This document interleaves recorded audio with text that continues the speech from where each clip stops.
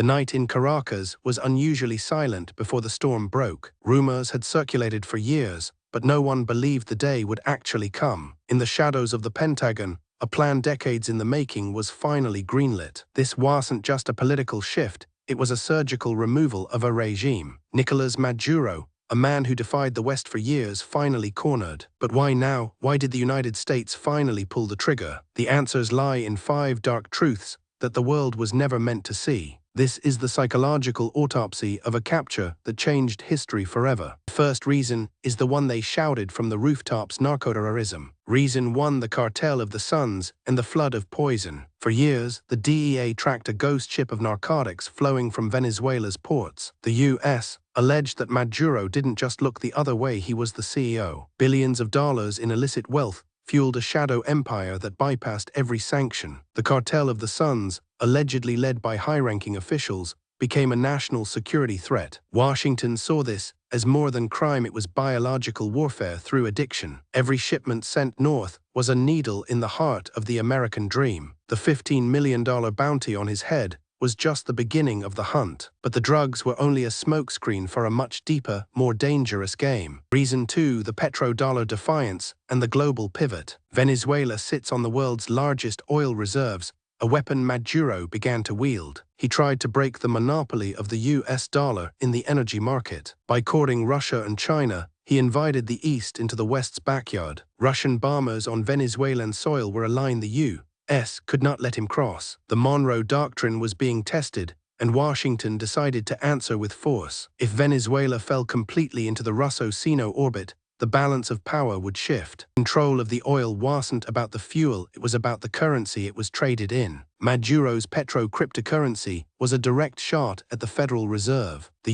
U.S. couldn't allow a precedent of successful financial rebellion so close to home. Reason 3: the regional infection and the refugee crisis. 7 million people fled, a human tidal wave that destabilized all of South America. Colombia, Brazil, and Peru were buckling under the weight of the exodus. The U.S. saw this collapse not as a tragedy, but as a security nightmare. Desperation breeds radicalization, and the jungle became a breeding ground for chaos. By removing the source of the rot, the U.S. hoped to stop the blade. Neighbors were begging for an intervention that they couldn't publicly support. The humanitarian crisis was the perfect legal and moral cover for a hard power move. Every hungry child at the border was a countdown clock for Maduro's regime. Reason 4: the blood gold and the environmental apocalypse. In the Orinoco mining arc, the earth was being bled dry for survival. Illegal gold became the regime's primary black market lifeblood. Mercury poisoned the rivers, killing the indigenous tribes and the land itself. The U.S. tracked the gold shipments as they were laundered through Turkey and Iran. This wasn't just mining, it was a scorched earth policy to fund a dying dictatorship. Intelligence agencies watched as the rainforest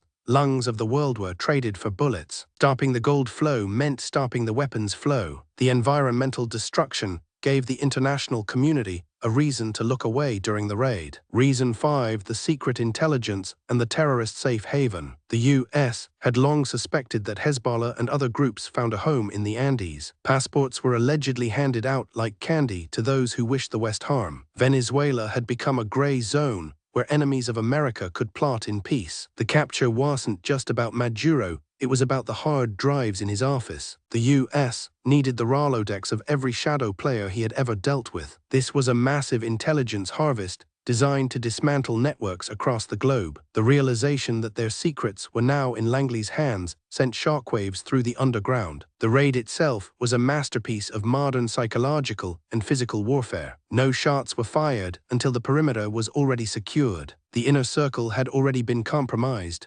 Betrayal is a powerful currency. Money talks, but the promise of a new life in the U.S. talks louder. Maduro woke up to the sound of his own guards opening the doors for the Americans. He looked into the eyes of men who had been hunting him for a decade. The shock was absolute. The invincibility was a lie. As the cuffs clicked, the geopolitical landscape of the Western Hemisphere shifted. The walk to the helicopter was the longest journey of his life. Caracas watched from behind closed curtains, a mixture of fear and hope. The morning sun rose on a country without a leader for the first time in an era. The news hit the global markets like a sledgehammer. Oil prices fluctuated wildly as the world tried to guess what came next. In Moscow, the mood was cold. A vital piece of the board had been removed. In Beijing, the focus shifted to debt recovery and strategic damage control. The United States had sent a clear message: this is still our neighborhood. But the capture was only the beginning of a different kind of war. The legal battle in a New York courtroom would be the trial of the century. Thousands of pages of evidence, from encrypted chats to bank statements. Witnesses who were once his most trusted allies now stood ready to testify. Each word spoken in that court was a nail in the coffin of the Bolivarian Revolution. The defense argued sovereignty, the prosecution argued survival. The psychological toll on Maduro was evident in every televised appearance. He was no longer a president, he was a prisoner of his own choices. Back in Venezuela, the scramble for power began immediately. The vacuum left by a strongman is often filled with more chaos. Would democracy return, or would another general take the throne? The U.S. had to walk a fine line between liberator and occupier. History would judge this move as either a brilliant stroke or a fatal mistake. The real 5 reasons were about more than just one man. They were about the shifting tectonic plates of the global order. The drug trade, the oil, the refugees, the gold, and the secrets. Separately, they were problems.